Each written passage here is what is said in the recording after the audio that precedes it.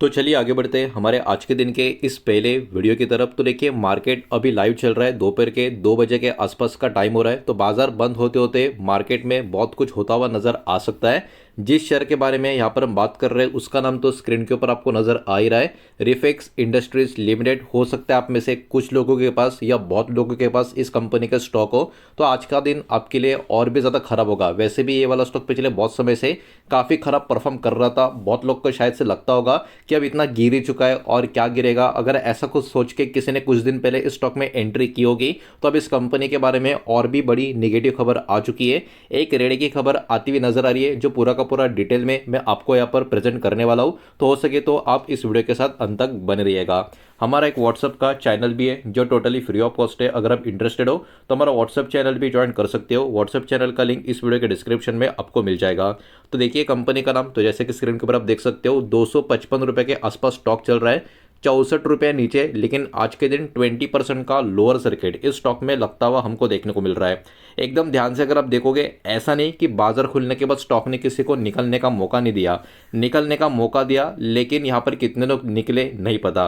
तो आप देख सकते हो मार्केट में शुरुआती लगभग आप बोल सकते हो पहले 1 घंटे के दौरान इस स्टॉक में ट्रेडिंग तो चल रही थी, लेकिन स्टॉक में कोई भी पॉजिटिव मोमेंटम नहीं था। खुलने के बाद कंटिन्यू स्टॉक नीचे की तरफ ही जा रहा था और उसके बाद यहाँ पर जो स्टॉक में लोअर सर्किट लगा, अभी दोपहर के 2 बज रहे, अभी भी स्टॉक में काफी मजबूत लोअर सर्किट यहाँ पर लगा हुआ है। अब देखने वाली बात है बाजार खुलते खुलते ये ऐसे लोअर सर्किट पे रहता है या कुछ रिकवरी नजर आती है या नहीं आती है। तो ये डिपेंड होगा बाजार बंद होने तक आगे क्या होता है। लेकिन अभी के टाइम तो स्टॉक में क्लियर कट काफी डेंजरस लोअर सर्किट लगता हुआ नजर आ रहा है। और जिस टाइप की खबर है हो सकता है अगले कुछ दिन भी इस कंपनी के शेयर के लिए थोड़े से प्रॉब्लमेटिक हमको देखने को मिल जाए। तो अब बढ़ते आगे और देखते रिपोर्ट जो मार्केट में इस कंपनी के बारे में आ चुकी है उसमें एक्चुअली ऐसी कौन सी बातें लेके जिसके कारण इतना serious pressure lower circuit stock में हमको देखने को मिल चुका है।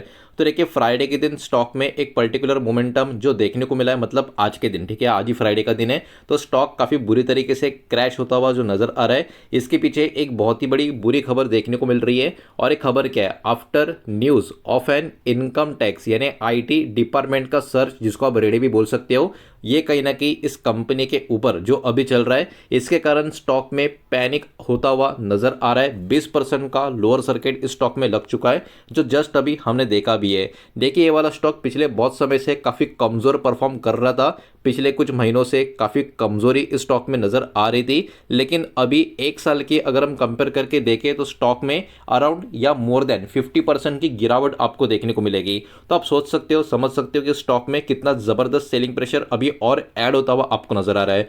जहां तक बात करें इस कंपनी की, अब देखिए आईटी का जो रेड इस कंपनी के ऊपर पड़ा है इनकम टैक्स का, वो क्या है, क्यों है, क्या क्या उसमें मिला है, मैं सब कुछ आपको बताने वाला हूं।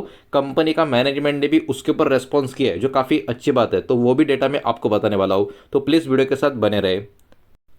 उसके पहले ये कंपनी करती क्या है ये भी जरा एक बार देख लेते हैं। तो रिफेक्स इंडस्ट्री की अगर हम बात करें तो ये एक डाइवर्सिफाई कंपनी आपको देखने को मिलेगी। और इस कंपनी का जो मेन वर्क है ना, मतलब जो मेन कामकाज है वो हैंडलिंग का कामकाज आपको नजर आएगा। खास करके फ्लाई ऐश की बात करें और बॉटम ऐश की बात करें, ये थर्मल पावर प्लांट्स में हैंडलिंग करते हुए आपको नजर आएगी। उसके साथ साथ कोल यार्ड को मैनेज करना, कोल प्रोक्योरमेंट सर्विस प्रोवाइड करना, ये सब कुछ इस कंपनी का मेन कामकाज में आपको नजर आएगा। आप लोगों को लगता होगा कोई इतनी खास कंपनी नहीं है, तो आप पूरी तरीके से गलत हो। ये इंडिया की लार्जेस्ट ऑर्गेनाइज ऐश हैंडलिंग कंपनी आपको देखने को मिलेगी। मतलब अगर ऐश हैंडलिंग की बात निकल कर आएगी हमारे कंट्री की, तो ये सबसे बड़ी नंबर 1 कंपनी आपको देखने को मिलेगी ऑर्गेनाइज ऐश हैंडलिंग मार्केट की या कंपनी की कैटेगरी की बात करें तो। ये अराउंड 50,000 मैट्रिक टन ऐश एवरी डे, ठीक है, यहाँ पर मंथली बात नहीं हो रही है, एवरी डे 50,000 मैट्रिक टन का जो ऐश है ये मैनेज करने का काम करती है। तो इससे इस कंपनी का इम्पैक्ट तो डेफिनेटली वर्क के हिसाब से तो काफ़ी बड़ा है। अब जहाँ तक बात करें इस कंपनी का कामकाज कितने बड़े बड़े क्लाइंट्स के साथ है ये भी आपको देखना होगा। ये कंपनी वर्क करती है बड़े क्लाइंट जैसे कि एनटीपीसी, अल्ट्राटेक, अदानी और इसके अलावा 19 से भी ज़्यादा power plants MP, Karnataka, Chhattisgarh, ऐसे बहुत सारे अलग अलग देश के स्टेट सिटीज़ में आपको देखने को मिलेंगे। तो ओवरऑल कंपनी का कामकाज तो ऐसा है जो लॉन्ग टर्म में चल सकता है, लेकिन प्रॉब्लम है करंट न्यूज़ के बारे में। अब जरा उसको भी एक एक करके समझ लेते, देख लेते। अभी का मार्केट सिचुएशन कंपनी का कैसा बना हुआ है, 3,500 करोड़ के आसपास का मार्केट कैप है।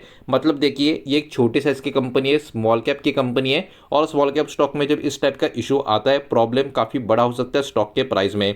ओवरऑल एक मंथ में 30% डाउन, एक साल में 50% डाउन, ये सब कुछ यहाँ पर नज़र आ रहा है। स्टॉक ऑलरेडी काफ़ी बुरे प्रेशर में नज़र आ रहा था, और ये आईटी सर्च का जो न्यूज़ कंपनी के बारे में आ चुका है उसके कारण स्टॉक में अभी पैनिक सेलिंग भी ऐड होती हुई हमको देखने को मिल रही है।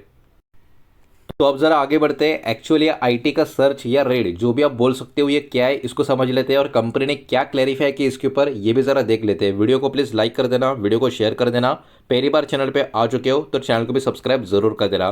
तो what is the IT search issue, तो मीडिया रिपोर्ट्स में ये बात निकल कर आ रही है कि इस कंपनी के ऊपर एक आईटी का रेड रिफेक्स ग्रुप के ऊपर होता हुआ देखने को मिला है। कंपनी ने हालांकि कंफर्म किया है कि आईटी डिपार्टमेंट जो शुरू हुई थी वो 9 दिसंबर 2025 को शुरू हुई थी। हालांकि इसका जो इम्पैक्ट स्टॉक में आज के दिन काफ़ी बुरी तरीके से देखने को मिल रहा है, बिकॉज खबर अब ऑफिशियल तरीके से मार्केट में आ चुकी है।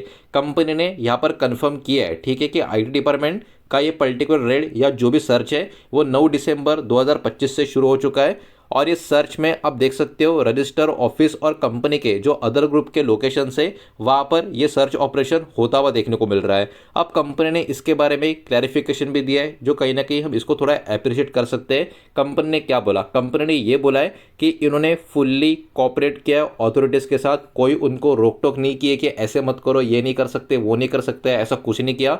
जितना हो सकता है उतना कोऑपरेशन यहाँ पर कंपनी ने उनके साथ कर लिया है। कंपनी ने यह भी बोला है कि कंपनी का कोई भी बिजनेस ऑपरेशंस की बात करें उसको कोई भी यहाँ पर अफेक्टेड नहीं हुआ, कोई भी अफेक्शन नहीं हुआ है, सब कुछ नॉर्मल तरीके से यहाँ पर काम कर रहा है। तो कंपनी ने ऐसा नहीं कि कुछ बोला नहीं है, कंपनी ने रेस्पॉन्ड तो किया, लेकिन स्टॉक मार्केट में स्टॉक के ऊपर उसका कोई भी पॉजिटिव या हल्का फुल्का सा निगेटिव चाहिए था इम्पैक्ट वैसा भी नहीं आया। स्टॉक क्रैश होता हुआ क्लियरली हमको देखने को मिला है। कंपनी ने यहाँ पर क्रिटिसाइज भी किया है कि बहुत गलत इन्फॉर्मेशन या मिसलीडिंग इन्फॉर्मेशन न्यूज़ के जरिए मीडिया, सोशल मीडिया के जरिए इस कंपनी के बारे में फैलाई तो गई है। रिफेक्स ने यह भी कहा है कि वेस्टेड इंटरेस्ट के चलते स्प्रेड फॉल्स इन्फॉर्मेशन भी कंपनी के बारे में यहाँ पर चल रही है।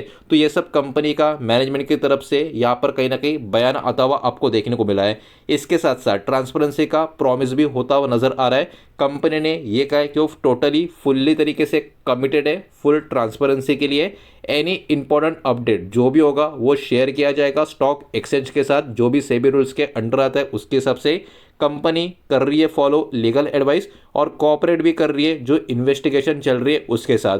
तो देखिए कंपनी का अगर आप कमेंट्री देखोगे बहुत ही अच्छा कमेंट्री नजर आ रहा है। कहीं पर भी ऐसा नहीं बोला है कि कंपनी ने हम सपोर्ट नहीं करेंगे, हम वैसा नहीं करेंगे, हम वैसा नहीं करेंगे। पूरा का पूरा कोऑपरेशन या कोऑपरेट कंपनी करती हुई नजर आ रही है। लेकिन वही बात है, स्टॉक के ऊपर उसका अब तक तो कोई पॉजिटिव इंपैक्ट नज़र नहीं आ रहा। अब ओवरऑल व्यू की अगर हम बात करें तो शार्प फॉल इस स्टॉक में जो नज़र आ रहा है उसका एक ही मतलब निकल कर आता है, डर यहाँ पर बैठा हुआ है निवेशकों के मन में, एक अनसर्टेनिटी बनी हुई है। बिकॉज बिजनेस में यहाँ पर डैमेज है, इसलिए नहीं, बिकॉज कंपनी ने तो यहाँ पर क्लैरिफाई कर दिया बिजनेस या जो भी कामकाज है वो तो सही तरीके से चल रहा है। तो इन्वेस्टर्स को यहाँ पर बिजनेस डैमेज का डर नहीं है, लेकिन फिर भी एक डर और अनसर्टेनिटी यहाँ पर बनी हुई है। इन्वेस्टर कहीं ना कहीं अब खास करके इस स्टॉक के ऊपर ध्यान देंगे कुछ चीज़ों के बारे में कि क्या कुछ नया अपडेट आईटी इन्वेस्टिगेशन के ऊपर आता है अगले कुछ दिनों में, और कंपनी किस तरीके से मैनेज कर पाती है, रिस्टोर कर पाती है मार्केट में इस कंपनी के ऊपर का जो कॉन्फिडेंस निवेशकों के ऊपर पर्टिकुलरली पहले था वैसा हो पाता है या नहीं। तो ये कुछ पॉइंट्स होंगे, इसके ऊपर कंपनी और बाजार पूरी तरीके से यहाँ पर फोकस बना रहेगा। बिकॉज अभी के टाइम स्टॉक में क्लियरली काफ़ी ज़बरदस्त प्रेशर देखने को मिल रहा है। अब देखने वाली बात होगी ये प्रेशर यहाँ से और कितना बढ़ सकता है या नहीं बढ़ सकता, और इस पर्टिकुलर मामले में और क्या अपडेट आने वाले समय में निकल कर आती है या नहीं आती है। तो अगर आपके पास ये वाला शेयर है, अगर लेने का प्लान कर रहे हो, इस खबर को हल्के में मत लेना, आप भी स्टॉक के ऊपर फोकस करने की कोशिश करें। बिकॉज खबर काफ़ी नेगेटिव है, स्टॉक काफ़ी बुरी तरीके से क्रैक होता हुआ नजर आ रहा है, वो भी लोअर सर्किट में। उम्मीद करता हूँ वीडियो समझ आया होगा, पसंद आया होगा तो वीडियो को लाइक करें, दोस्तों से शेयर करें। पहली बार चैनल पे आ चुके हो तो सब्सक्राइब भी कर देना, और कोई भी स्टॉक में निवेश करने से पहले खुद की स्टडी रिसर्च जरूर करें, फाइनेंशियल एडवाइजर की सलाह जरूर ले। मिलते हैं नेक्स्ट वीडियो में, धन्यवाद।